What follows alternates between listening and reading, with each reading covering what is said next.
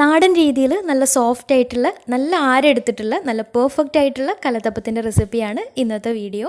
ഇതുവരെ കലത്തപ്പം ഉണ്ടാക്കിയിട്ട് റെഡി ആകാത്തവർക്കും അതുപോലെ തന്നെ ഇതുവരെ കലത്തപ്പം ഉണ്ടാക്കി നോക്കാത്തവർക്കും വീഡിയോയിൽ പറയുന്ന രണ്ട് കാര്യങ്ങൾ ശ്രദ്ധിച്ചാൽ തീർച്ചയായിട്ടും നല്ല സോഫ്റ്റ് ആയിട്ടുള്ള നല്ല ആരെടുത്തിട്ടുള്ള നല്ല പെർഫെക്റ്റ് ആയിട്ടുള്ള കലത്തപ്പം തന്നെ ഉണ്ടാക്കിയെടുക്കാം. അപ്പോൾ എങ്ങനെയാണ് തയ്യാറാക്കുന്നത് നോക്കാം. അതിനായിട്ട് ആദ്യം തന്നെ 5 അച്ച് ശർക്കര ഒരു ബൗളിലേക്ക് ഇട്ടിട്ട് അതിലേക്ക് 3/4 കപ്പ് വെള്ളം ഒഴിച്ചിട്ട് ഇതൊന്ന് മെൽറ്റ് ചെയ്യാൻ വേണ്ടിയിട്ട് വെക്കാം. പിന്നെ ഇതിലേക്ക് വേണ്ടത് കുറച്ച് പച്ചരിയാണ്. അപ്പോൾ ഞാനൊരു 1 കപ്പ് പച്ചരി ഒരു 5 മണിക്കൂർ മുന്നേ തന്നെ വെള്ളത്തിലിട്ട് കുതിർത്ത് വെച്ചിട്ടുണ്ടായിരുന്നു. അപ്പോൾ നന്നായിട്ട് കഴുകി വൃത്തിയാക്കിയിട്ട് ഈ ഒരു പച്ചരി ഒരു മിക്സിയുടെ ജാറിലേക്ക് ഇട്ട് കൊടുക്കാം. അപ്പോൾ ചുരുങ്ങിയതൊരു 4 മണിക്കൂറെങ്കിലും വെള്ളത്തിലിട്ട് കുതിർത്ത് വെക്കുക. എന്നാൽ മാത്രമേ അരി നന്നായിട്ട് അരഞ്ഞ് കിട്ടുള്ളൂ. കലത്തപ്പത്തിലേക്ക് നന്നായിട്ട് അരഞ്ഞ് കിട്ടണം. ഇനി ഇതിലേക്ക് ചേർത്ത് കൊടുക്കുന്നത് 1/2 കപ്പ് ചോറാണ്. അപ്പോൾ 1 കപ്പ് പച്ചരിയിലേക്ക് 1/2 കപ്പ് ചോറാണ് ചേർത്ത് കൊടുക്കുന്നത്. പിന്നെ വേണ്ടത് പട്ടയാണ്. അപ്പോൾ ചെറിയൊരു കഷ്ണം പട്ടയും കൂടെ ചേർത്ത് കൊടുക്കാം. കൂടെ തന്നെ ഇതിലേക്ക് 1/2 ടേബിൾ സ്പൂൺ ചെറിയ ജീരകം കൂടെ ചേർത്ത് കൊടുക്കുന്നുണ്ട്. വറുത്ത് പൊരിച്ചിട്ടുള്ള ജീരകപ്പൊടി ഉണ്ടെങ്കിൽ അത് ചേർത്ത് കൊടുത്താലും മതിയാവും. പിന്നെ മധുരം ഒന്ന് ബാലൻസ് ചെയ്തെടുക്കാൻ വേണ്ടിയിട്ട് ഒരു നുള്ളു ഉപ്പും അതുപോലെ തന്നെ നല്ലൊരു ഫ്ലേവറിന് വേണ്ടിയിട്ട് ഒരു 3 ഏലക്കായ കൂടെ ചേർത്ത് കൊടുക്കുന്നുണ്ട്. ഏലക്കായ്ക്ക് പകരം ഏലക്കാപ്പൊടി ചേർത്ത് കൊടുത്താലും മതിയാവും. ഇനി ഇതിലേക്ക് 1/2 കപ്പ് വെള്ളം കൂടെ ഒഴിച്ചിട്ട് നന്നായിട്ട് അരച്ചെടുക്കാം. നല്ല പേസ്റ്റ് രൂപത്തിൽ നന്നായിട്ട് തന്നെ അരഞ്ഞ് കിട്ടണം. വെള്ളം കൂടി പോവരുത്. അപ്പോൾ ഈ ഒരു സമയം തന്നെ ശർക്കരയും നന്നായിട്ട് മെൽറ്റായിട്ട് കിട്ടിയിട്ടുണ്ട്. അപ്പോൾ നമ്മൾ അരച്ചെടുത്തിട്ടുള്ള ബാറ്റർ ഒരു ബൗളിലേക്ക് മാറ്റാം.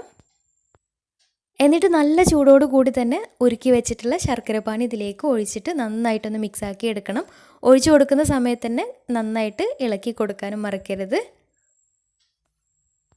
കൂടെ തന്നെ ഇതിലേക്കൊരു 1/4 കപ്പ് തേങ്ങ ചിരകിയതും കൂടി ചേർത്ത് കൊടുക്കുന്നുണ്ട്. അപ്പോൾ തേങ്ങ ചിരകിയത് നമ്മൾ അരിയൊക്കെ അരക്കുന്ന കൂട്ടത്തിൽ അരച്ചെടുത്താലും മതിയാവും. അതായിരിക്കും ഒന്നും കൂടെ നല്ലത്. പിന്നെ കലത്തപ്പം ഉണ്ടാക്കുമ്പോൾ എപ്പോഴും ശ്രദ്ധിക്കേണ്ട കാര്യം മാവ് കുറച്ച് ലൂസായിട്ടാണ് വേണ്ടത്. ഒരിക്കലും കട്ടിയായിട്ട് പോവരുത്. അങ്ങനെ ആകുമ്പോൾ കറക്റ്റായിട്ട് റെഡിയായിട്ട് കിട്ടില്ല. ഇതുപോലെ മാവ് ഒഴിക്കുന്ന സമയത്ത് ഇതുപോലെ അങ്ങനെ പിരിഞ്ഞ് വരുന്ന ഈ ഒരു രീതിയിൽ വേണം മാവ് ഉണ്ടായിരിക്കാൻ. കുറച്ചൊരു ലൂസായിട്ട് തന്നെ മാവ് റെഡിയാക്കി എടുക്കാം. ഇനിയൊരു പാൻ സ്റ്റൗവിൽ വെച്ചിട്ട് അതിലേക്ക് 1 ടേബിൾ സ്പൂൺ വെളിച്ചെണ്ണ ഒഴിച്ചു കൊടുക്കാം. എണ്ണ നന്നായിട്ട് ചൂടായിട്ട് വന്നാൽ അതിലേക്ക് കുറച്ച് തേങ്ങാക്കൊത്ത് ഇട്ടിട്ട് നന്നായിട്ടൊന്ന് വറുത്തെടുക്കാം.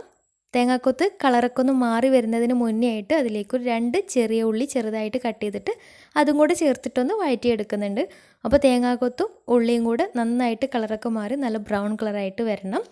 പിന്നെ ഉള്ളിയുടെ ടേസ്റ്റ് ഇഷ്ടമില്ലാത്തവർക്ക് വേണമെങ്കിൽ ആ ഒരു സ്റ്റെപ്പ് ഒഴിവാക്കാം. തേങ്ങാക്കൊത്ത് മാത്രമായാലും കുഴപ്പമൊന്നുമില്ല.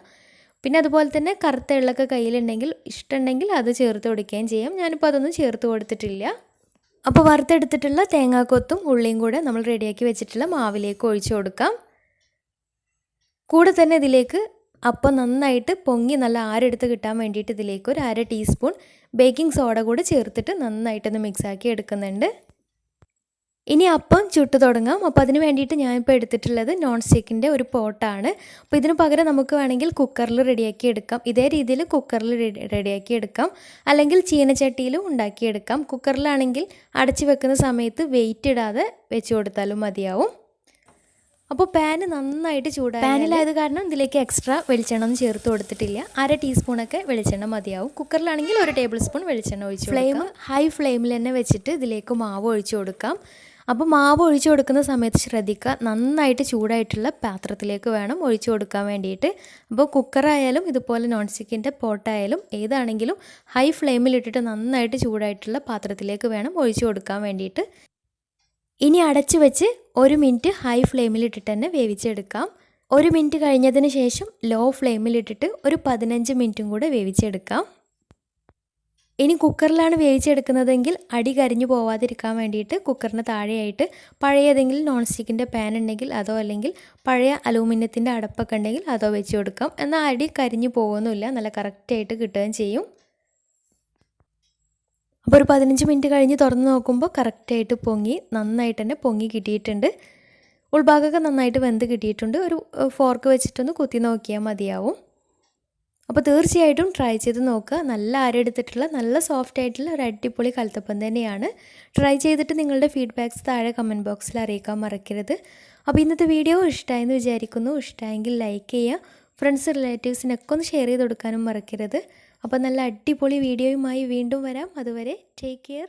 ബൈ. Thank U.